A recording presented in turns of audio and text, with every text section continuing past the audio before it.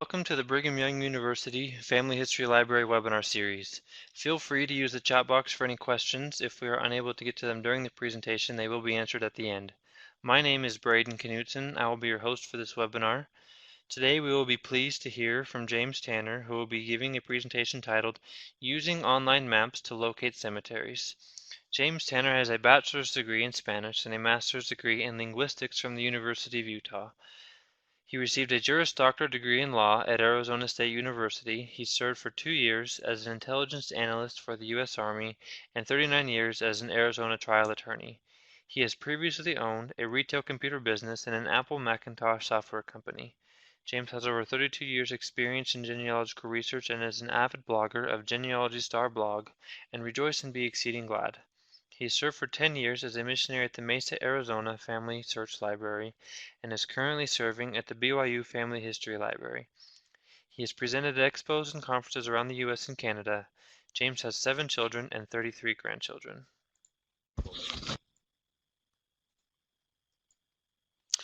Howdy, this is James Tanner. We're here at the Brigham Young University Family History Library in Provo, Utah, and today we're going to talk about using online maps to locate cemeteries. Remind everyone that these webinars are being recorded and they will be put up on the BYU Family History Library YouTube channel. There are now over 100 videos that you can watch on the YouTube channel, and if you would like, you could subscribe and you will receive notice of any new videos as they go up. One of the things about one of the biggest challenges that we have as genealogists is locating events which occurred in an ancestor's life. And we can call that the general idea of finding the places. Now, why is this important? It's important because as a person goes through their life and events occur that are memorialized through documents and records and certificates and things like that, those occur at specific geographic locations. So the person is, if the person lives in a specific town on a specific block in a house, then the information that is gathered about an event, meaning a marriage or a death or a birth or school attendance, anything that the person does during their life is recorded at or near that place by someone who has either the knowledge of the act and wants to record it, or someone who has a responsibility for recording it, like a government official or a church official or whatever. Well, cemeteries are basically a physical location where people are buried. And we have a couple of general terminology things that we kind of want to take care of before we get too far. First of all, a cemetery has many other names. It's also called a graveyard, a burial yard. It can be called may even be we have a lot of euphemistic names going around right now, like gardens and anything else like that ends up being. So it's sometimes difficult to identify from the name that something that is called a memorial garden is actually a cemetery. Next, we have mausoleum, which is an above ground resting place for the dead. So if you're buried underground, you're buried in a cemetery in a burial. If it's above ground, we usually refer to it as a mausoleum. A niche is a place in a wall made for the urns carrying cremated remains. Some of the cemeteries today have put up extensive walls that look kind of like lockers, and they're made available for people to have a place to put the ashes from a cremation. The generic term for tombstones, headstones, and other kinds of grave markers are grave markers. It's 2 words, grave marker, and that includes anything that's used, whether it's stone, wood, metal, whatever is used to mark the interment, the grave of the person who has died. A basic tool here in finding cemeteries is Google Maps. Now, you may use Google Maps on your phone or on your computer. Uh, it's a very popular program for navigating, finding things, looking up addresses, driving around in towns that are complicated. A lot of us have our smartphones, iPhones or Android phones with Google Maps or some other mapping program on them, and use that so we don't get lost in big cities or when we're on vacations or whatever. But genealogists can use Google Maps because Google Maps incorporates a lot, millions and millions of names of geographic locations. So searching for cemeteries is a way to discover what kinds of burial grounds there may be around any specific location. And this is there's two views on Google Maps. One is a map view, which are the lines like a road map. And then there's the satellite view, which incorporate almost satellite views of the entire world at a very high resolution. So you can zoom in and see this particular cemetery. Interesting, my wife made a comment when she saw this photo. She said, "There's something wrong. That's a very bad photo." And I said, "No, actually, those lines that you see here in this cemetery are very tall cypress trees, and those are the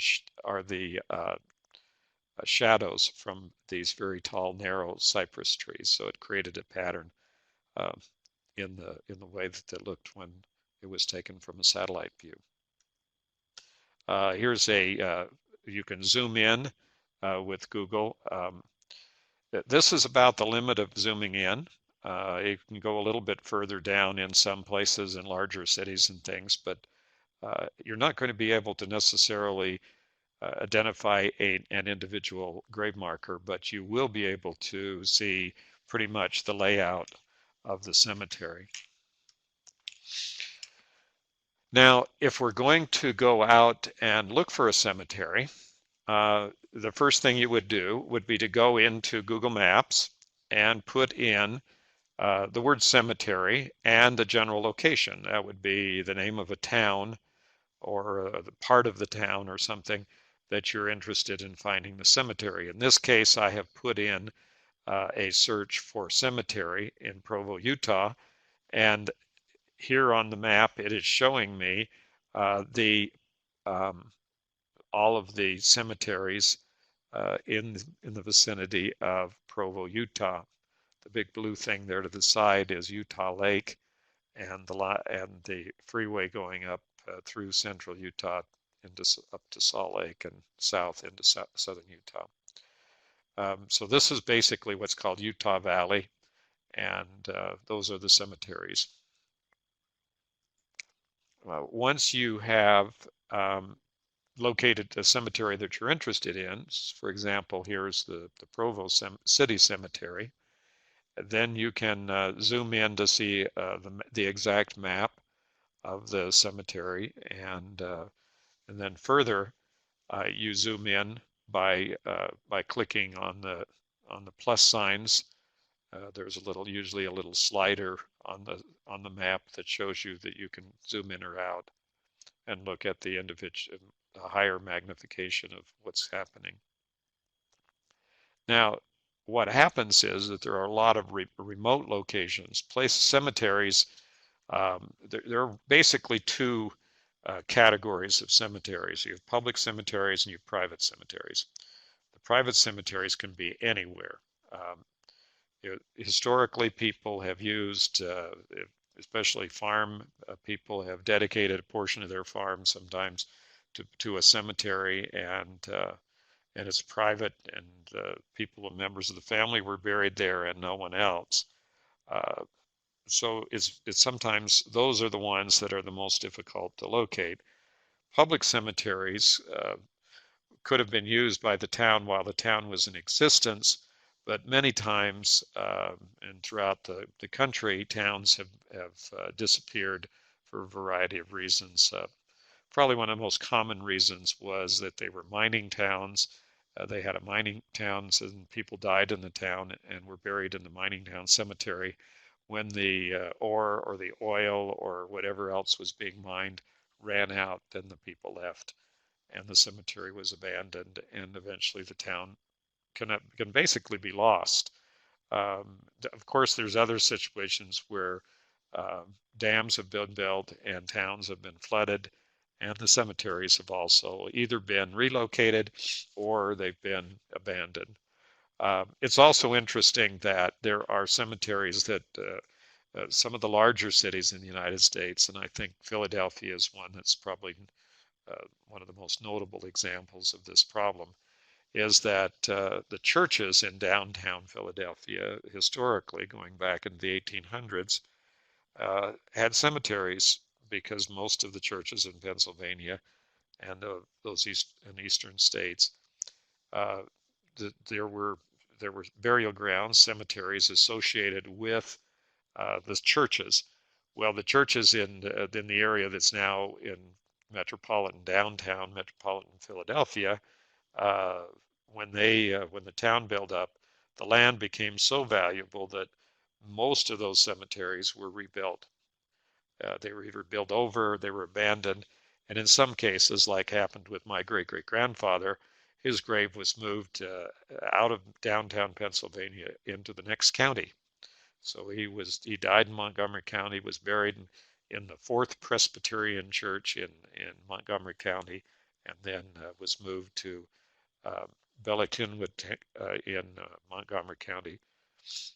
Okay, so when we're talking about finding maps, what can happen is that they will not be on the index. And so here's a satellite view, aerial view of a cemetery that is out in, it's actually out right off the freeway, but it is, so it's not remote in that sense, but it is in the up on the Colorado Plateau in northern Arizona. It's about 6,000 feet high, and it is flat land, and it is windy and very, very dry. Most people would consider it to be a desert. So it is an extremely arid area. And here is the cemetery, and the outline of the cemetery that you can see is that green rectangle near the center of the thing. So that's the cemetery. But the interesting thing is that when you go to search for a cemetery near the town, and the town is called Joseph City, Arizona, it doesn't come up.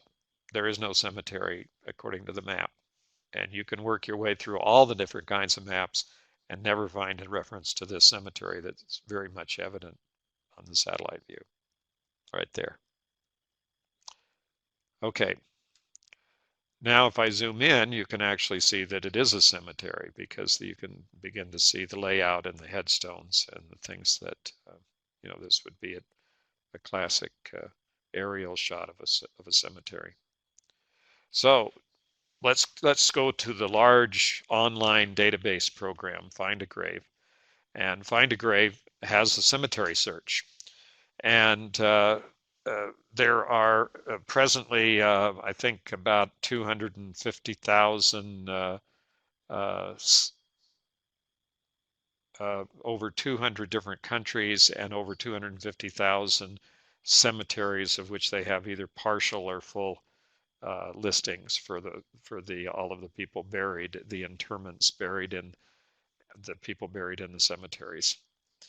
So now we're going to go in there and search for Joseph City and the cemetery, and it's in the United States, and it's in the state of Arizona, and it's in Navajo County. So then we find that there's the Joseph City Cemetery. This is interesting. Says there are 597 interments and only 50% photographed. So you start to see that there may be some limitations even on these larger cemetery programs like Find a Grave and Billion Graves and others, simply by virtue of the fact that they haven't been everywhere and taken pictures of every last grave in the cemeteries. Um, so there it shows the cemetery. Pretty obviously it's there. And it says it's only 50% photographed. And there's a link here to a map. Oh, this is going to be helpful because it will show us where that cemetery is. And so you click on the map, and that's where the marker comes down. So it's kind of interesting because if you drove to the place where that marker was, you would be on a road out in the middle of the plateau, nobody around, and obviously no cemetery. So what's the problem? This is actually the satellite view of where you would be. The big area to the south there is of the road that goes across the screen. The photo there is the little Colorado River bed. Uh, Only a river in name. Um, in Arizona, if it's a river, it's dry. If it's flooding, then it's wet. So only have rivers when it floods. Actually, there is a little bit of water in this river sometimes. It's not the best place in the world to get water. So where is the cemetery? Uh, I showed you the satellite view of it, but this is where you would be taken if you followed the directions from Find a Grave. So this may be more difficult than it would first appear because it would take some time to find. If you drove to this location, you might be out asking people. The simplest way to find that cemetery, in fact, in Joseph City, would be simply to stop at the nearest business, restaurant, or service station and ask them where the cemetery was, because then they would give you directions to go to the cemetery. Or, being as it would be northern Arizona, and they would probably get in their car and drive in front of you and show you where it was if they thought you were going to get lost. So this kind of thing, this is where genealogists start to learn that sometimes finding events, locations that were associated with your ancestors can be interesting, and you'll get to meet a lot of interesting people. So there's the cemetery up there. Of course, you can't see it on this satellite view, but that's how far off you'd be. And you'll notice there is no road that runs between where they send you and where that cemetery is located. So you're going to have a lot of driving around on the plateau. Actually, this road is an access road to what's a big power plant, which is right there to the east of that picture, to the where that or the right-hand side of the photo. Okay, so now we're going to look at the second large program. It's called Billion Graves, and we'll try Billion Graves. The answer to all of these issues, and the reason why I would bring this up, is there's a principle here, and the principle is that you don't stop looking. Just because you get lost or because you can't find anything that looks like a cemetery near where you're first given directions, you need to keep looking and keep searching online, and also from, as I mentioned, you ultimately the idea here is that you're going to have to get in a car, drive there, and start asking people where it is located, if there is one. Okay, so in Billion Graves it has a little bit different setup, because Billion Graves uses a geopositioning system. The idea behind Billion Graves is you take your smartphone or your Android or your tablet that has GPS, and you take photos of the cemetery marker, of the grave markers, and those are immediately uploaded to the program. And then volunteers, this is all volunteer program. This program has two levels. Find a Grave is free. I forgot to mention that, and Billion Graves on its basic use is free, but it has what's called a Billion Graves Plus, which is a subscription part of the program that gives you some very powerful search features, which I think are very worthwhile. So basically here you can do a cemetery search on Billion Graves, but in Billion Graves, uh, they will, they have the volunteers who have uploaded that information have uploaded, if there are any graves that have been uploaded to Billion Graves in that cemetery, then the geopositioning will not be a guess on a map. It will be where that person was standing when the photo was taken. So you fill in the information looking for the Joseph City Cemetery, and there it is once again, and they have 500 looks like 65 images, and then there are some photos, and this is the entryway that they show to the cemetery, which, by the way, is not the actual entry to the cemetery, even though it says Joseph City Cemetery. I don't know when they took this picture, but that's not the way it looks today. And this is what you get when you look at the map. And all of those little gold or yellow, sort of yellow colored markers there mark each of the photographs that have been taken of grave markers in that particular cemetery. So that shows you exactly where the photos were taken, and it does show you the exact location of the cemetery.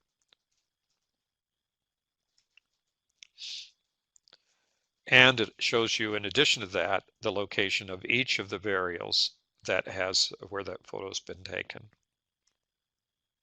If I zoom in a little bit, you can begin to see each of the graves that are marked on this particular in this particular view of the cemetery on Billion Graves. And clicking on any one of those markers will show you exactly who is buried in that location from a transcription of the grave marker. In addition, if you did a search for the grave, you would see one marker showing you where the grave was, and that would be very well.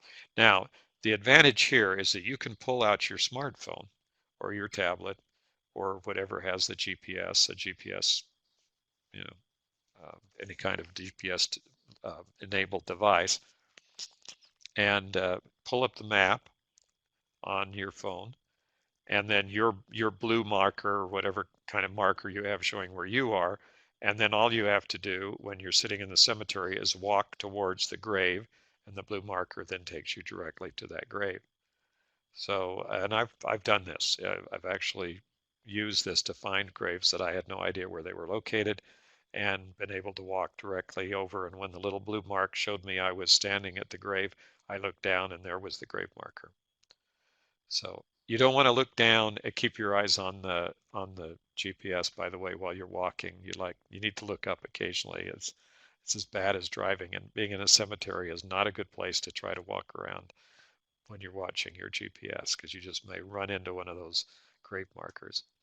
Okay, now we're going to move into some more uh, let's say, lesser known areas of finding grave sites. Um, this is the national map. Probably you may not have even be aware that we have a national map in the United States, but this is the USGS, or the U.S. Geological Survey. The U.S. Geological Survey has been putting together maps since 1792. And so there are a lot of old maps out there. And as a result of the efforts of digitization, they have put up online about 178,000 historic topographical maps of the United States. And these are digitized. They have a very nice viewer, a viewer that works just marvelously to look at all of those maps. So you can search for any location that shows up on any map in the United States and bring up a detailed topographical map showing you those locations. The nice things for genealogists is that places that we would like to locate are very, very well represented on topographical maps. First, we're going to look at map symbols, because topographical maps are graphics. They're drawn. They're created. Historically, they were created by hand but today they are actually created by computer programs. But they still have markers, and the marks show various locations. So that mark on this map symbol list is what you would see as a cemetery, and you're going to be looking for a little um, square that has one side shaded, and that's cemetery marker. Uh, there are lists and lists of the map symbols that are possible on topographical maps. So this is one thing you need to do. And how would you find these? You just go to Google and you type in map symbols, and then there's probably a list of probably a different, I would guess, dozens, if not hundreds, of locations on the internet that give you lists of the map symbols. What you want to make sure you're doing, however, is to look for US topographical map symbols, because there are map symbols of all kinds on all different kinds of maps in all different countries, and it's important that you localize your search so you know what those symbols mean on that map that you're looking at. So here's the cemetery, uh, the, the mark symbol on the map for cemetery. Here's another one. Um, this is another one that's used. They're not very, sometimes it's a matter of when, during which time period over the last couple of hundred years that they've been making these maps, that these different symbols were used. And here you see that there's a small cemetery symbol and a large cemetery symbol. And so you can search over the maps. Now, in in the days when before we had computers, then it was crucial to go to a place where they had a lot of maps to look for things on maps. And what I would have to do at that point was go to a library that had a set of US topographical maps. And if they did have a complete set, then you could pull out the quadrangle or the map for the particular area that you were interested in viewing. But what I had to do at that point was to go sit down at a table, and sometimes using a magnifying glass, but usually just sitting there and staring. I would have to go over and start looking at every square inch of the map. So, and then if I didn't find it on that map, I would pull it out the next map and I would do the same process over again. Literally sit there and look for it. Now today, all of those different locations, the geographic locations that are on these maps, have been loaded into a giant database online. So the USGS map people have taken every map that they can find around the world and incorporated every named geographic location into this huge database, going back uh, literally a couple of hundred years. So it's important to understand that we can use the map, the functions in the computer to aid us in overcoming our the reason, having to sit there with maps spread out on a table and try to look through them to find a specific location. So here's a topographical map that shows the Joseph City Cemetery. This particular map is the Joseph City quadrangle. Quadrangle is the term for this particular scale of map, and map scales vary from large scale maps that show very small areas of land in large scale, meaning the roads and houses are large, and or a small scale map, which is a map that shows a very large area, and because everything is very small. So this corresponds roughly to what you would see in a satellite view, except that it's lines and drawn. Now, from what I showed earlier, you you could, if you oriented yourself on the map in Joseph City, you would see that the same freeway exit that showed up in that satellite view is what shows up here on the topographical map, and the cemetery is outlined with a dotted line, and is entitled SEM, or CEM for cemetery, and it's right there.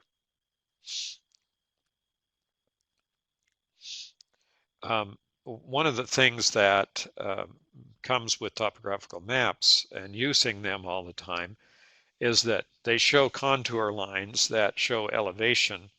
So when you're looking at a map like this, if you are familiar with topographical maps and you've used them for a lot of different reasons over a long period of time, you can actually see the mountains and hills. It looks like there are mountains and hills here to me, and I can see the valleys, and I can see where the water courses are, the washes.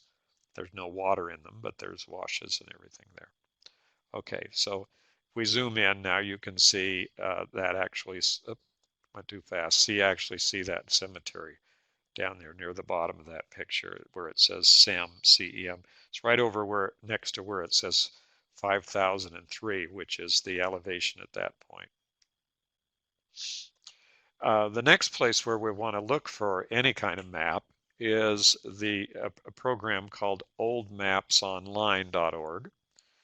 And this is a USGS map from 1888 of that same area, showing St. Joseph and the nearest town, which is called Holbrook, Arizona. And then on the other side, down the other way, which you can't see, is Winslow, Arizona. So some of you may recognize that name from a now getting to be very old rock and roll song. But we have, but St. Joseph is out there. It was called St. Joseph until 1920. So this 1888 map records the place as St. Joseph. But obviously, this kind of map is not very helpful in finding anything, much less finding a cemetery. But the important thing here is that as you go back on old maps, and what I wanted to point out with this is that the names of the places may change. And St. Joseph is the same place as Joseph City.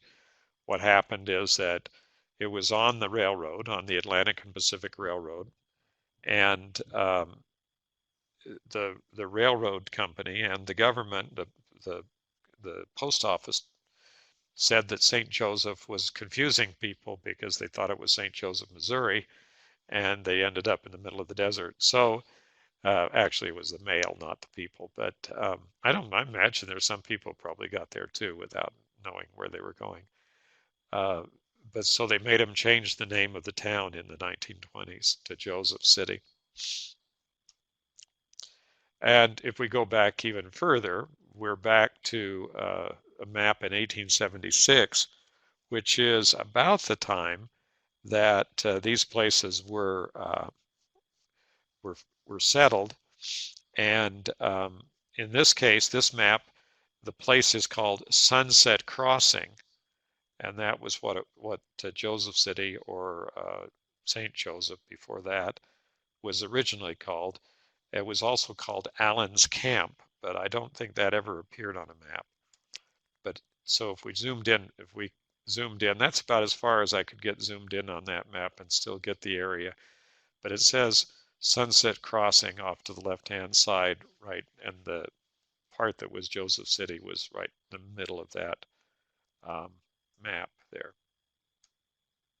And then this is a copy of a Shell Oil map from 1956. You're not, basically the idea here is that you're looking at a lot of different kinds of maps and trying to see if there's any information about the items that you're looking for. In this case, we're trying to find cemeteries, and so we want to find a map that shows us where the cemeteries are. And even though this was a good map for roads, it was not a very good map. It's not a very good map for finding a geographic location like a cemetery. Okay, so now here's another process of going through to find an item like a cemetery. Now, this particular webinar, we chose to talk about finding cemeteries, but you could substitute just about any other word in there, finding a farm, finding a mine, finding a ghost town, finding a whatever you're looking for, if you put that name in there, you're going to be able to find that by using these processes. So this is a very specific example of a very general way of locating things any place on the face of the earth. In this case, Wikipedia is a large online, you kind of a analogous to an encyclopedia, but it's much vaster than any encyclopedia ever imagined. And an interesting thing about about Wikipedia is that enough people in enough places around the world have wanted to have an article about their town that almost any populated place in the world where they have access, and many places where they don't have access to the internet, there are towns, there are pages in Wikipedia that are dedicated to that town. So you can go to Wikipedia and look up Joseph City, Arizona, or any other place that you're interested. Now, if in the event that Wikipedia does not have the location you're looking for, then you go to the next larger location that's close by. So you're still going to be looking at maps to determine that. So now we're at Joseph City, and that's going to tell us a lot about the town. It, however, may not mention anything about the cemetery. And so now we're looking for the cemetery. If we go here to this article, we find that up in the upper right-hand corner, there are some geographic coordinates. And the trick here is that you click on those coordinates. That is actually a link. And what it is, it's a link to a program called a geohack. And what the geohack is, it's part of, in a sense, part of Wikipedia. But what it does is it lists on this page every place on the internet where the geographic location appears on that website. So if you're looking for a lot of different maps of the same area, then by going through Wikipedia, clicking on the coordinates, and it bringing you to the geohack, this will give you a list of about, in this case, probably about between 75 and 100 map locations to go look at. You're probably going to find the cemetery when you do that, I would guess. And so this is a very powerful tool. Now I'm going to show just one example, and that's from a program uh, called GeoNames. And GeoNames has incorporated this vast database of names from the Board on Geographic Names of the United States Geological Survey, and they've listed them all. So I can click there now on this. Now, understand this process. We have looked up our town, Joseph City, or wherever that town is across the world, and then we've clicked on the coordinates in the upper right-hand corner, and that brings us to the geohack. And now we can look at different programs that might tell us the location of the cemetery in Joseph City or wherever we happen to be looking. So now I'm going to click on, now this is going to show me Joseph City. I'm going to click on GeoNames on the satellite view. Right, here's a blow up of the GeoNames satellite view. And that's going to take me to a list of names that are in the area that have been taken from this website, United States Board on Geographic Names. So we're back here, we click, then we get a list of names that comes from the United States government website. And oh, and then when we go into the GeoHack website, we can then use that to see all of the geographic locations that are in the area of that particular location. So from GeoNames, they give you a list of all of the, as you move around on the map that's interactive, and as you move around on the map, then you'll be able to see all these different locations in a pull-down menu. They'll be marked on the map. Uh, as I go through this, however, there was something that's interesting. Okay, and that was interesting about locating the Joseph City cemetery, because when I went through this process, uh, the reason why Find a Grave was off, and the reason why I couldn't find that on the Google uh, map search, and the reason why it was difficult to locate unless somebody actually went to the location like they did for Billion Graves, is that for some reason, who knows why, this particular cemetery, although it does appear on the maps, is not coming up in any of these geographic name searches. So I'm using the reason why I'm going through all these different uh, methods is that I was puzzled by the fact that Joseph City Cemetery just didn't seem to pop up anyplace. I did a Google search for it. They said, "Nope, we can't find it." I did I mean, on Google Maps. I did it here on going through the geohack, and it still didn't show up as a cemetery, and it didn't show up in Find a Grave, and it didn't show up. Um, it, but if you know where it is, you can find it. But we're going to have to keep looking if we want to find it. Now, in any one of these levels, you may find exactly what you're looking for. We've used this to locate a post office that was only open for 2 weeks back in the 1800s in Wisconsin. It's and towns, crossroad towns in Ukraine and Poland and all around the world. So these are very powerful tools, but there is always a limitation, and it would be just like you'd be just like me, and it's my kind of lot in life to have these kinds of things happen where my town is the only one that's not there, or my ancestors' burial place is the only one that's not marked on the map. Okay, so now we're going to go to another way to find the same thing. We're going to go look and see what the Board on Geographic Names has for a cemetery in the area of Joseph City, Arizona.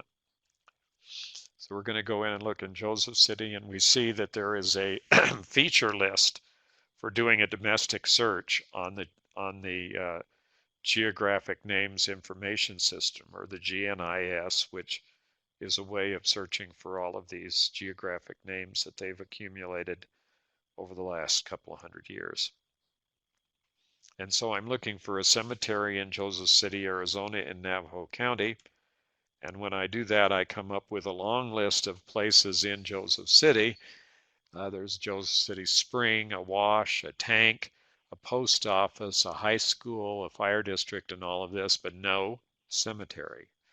Okay, so now what's going on? But like I said earlier, your results may differ, and you may actually find what you're looking for here in this list, in which case you can click on the name and it will then give you, or right out to the side, it actually gives you the coordinates. Now, these are decimal coordinates, and so you need to, those are different than the minutes, seconds, degrees, minutes, and seconds, and all that. They're just two numbers, a plus number and a minus number. Be careful that you get the minus number. Okay, so now the answer to that is you may actually have to get in your car and go search for this place.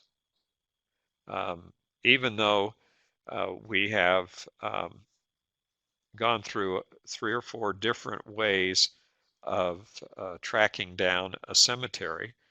And if I remind you that we actually found it in Billion Graves, and we have the geographic coordinates, so we can drive right to it. And there's always all sorts of other information that you can get on Billion Graves that will help you to evaluate the information in the cemetery and identify plots and identify people who are buried near each other. So this is, but you're still out there with the necessity of sometimes having to get in your car and go out there and look for it. And this is from the frontage road on the freeway, off the freeway. This is a view of what it looks like looking exactly directly at the cemetery. Out there in the distance where those trees are is the cemetery. And then there's that entrance gate that we saw, that was right off the highway. Actually, the cemetery itself has a very nice um, marker and things, gate at the beginning of the entrance. And here's another cemetery. So what we can do is to keep looking for these cemeteries. So you see that sign that says pointing with an arrow pointing up? That means you drive down that road, you'll see the Sunset Cemetery. Uh, this is an adventure, folks. um, Driving around, this is called the Colorado Plateau. This is between 5 and 6,000 feet up, and it's 100 and up to 110, 115 degrees in the summer, and it's down to minus 40 degrees in the winter, and the wind blows 360 days a year. And it is a very, very harsh environment, and people actually live there. Um, but this is kind of a typical road that you would drive down. And notice it doesn't tell you how far the cemetery is. You kind of have to take that on faith. But I'll tell you right now, you're driving south on this road, and in the distance, you can, if you're really good eyes, you can see there's a mountain in the distance. But um, if you understand the country, you can actually see a line over there that is greener or darker than where you are, and you know that there's a river or a wash over there. Before you get to that river or wash, you will get to the Sunset Cemetery. Now, that's probably what somebody would tell you if you stopped and asked for directions. They'll say, don't give up, but don't go across the river or you'll get stuck in the sand. Okay. Now, this is another example of a cemetery. This one is in the east. This one's in Rhode Island. And this was a cemetery that was my great back 12 generations grandfather, who was the immigrant from England back in 1680. And his name was William Tanner. And I found the location of this particular cemetery in a book of cemeteries that had been surveyed by the Rhode Island State Cemetery Commission. And it had a registered number and it had a description of where it was. And this is a cemetery that is located off of the third tee in the Laurel Lane Country Club in South Kingston, Rhode Island. Anyway, so um, William Tanner was supposed to be born there, and all the records and all of the historical verification that I was able to find, we decided that we would go visit this one day when we were driving through Rhode Island, and it was quite an adventure. And yes, it was on the golf course, and it was off of the third tee. We had to ask directions from some of the golfers who pointed out exactly where this location was, and we did find it, and it was an experience. And so that's the kind of things that you need to do in order to locate cemeteries. And thank you very much for watching today. And we'd invite you to watch and tune in to the BYU Family History Library website. It's part of the Brigham Young University website, and we have a schedule there of our in-person classes, our webinars, and a link to the videos on YouTube. You can also go directly to BYU Family History Library YouTube channel to see the videos that we've put up recently and in the past. Thank you for watching.